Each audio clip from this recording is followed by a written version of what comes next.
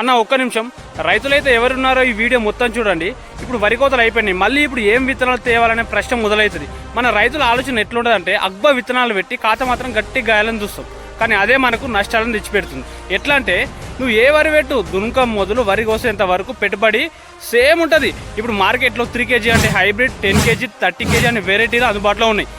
ఇందులో ఏది బెస్ట్ అంటే హైబ్రిడ్ 3 kg అని చెప్తా. ఎందుకంటే ఎకరాకి 3 kg బస్తాలు 2 కావాలి, ఒకటి 1000 రూపాయలు అంటే 2000 అవుతుంది. దీని దిగుబడి 35 నుంచి 40 క్వింటాలు పక్కా వస్తుంది. ఇకపోతే 10 kg బస్తాలు ఎకరాకి 2 కావాలి, ఒకటి 800 అంటే 1600 అవుతుంది. దీని దిగుబడి 25 నుంచి 30 క్వింటాల వరకే వస్తాయి.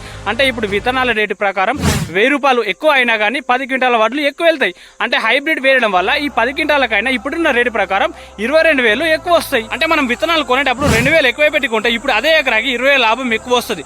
నువ్వు చెప్పింది మేమెందుకు వినాలి అని అంటారా అన్న? నేను లాస్ట్ ఇయర్ హైబ్రిడ్ పెట్టి ఎకరాకి 40 క్వింటాలు తీసిన రికార్డు ఉంది. ఈ వెరైటీలు పెట్టి నష్టపోయిన అనుభవము ఉంది.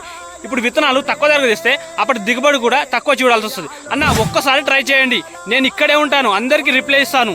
జై జవాన్ జై కిసాన్.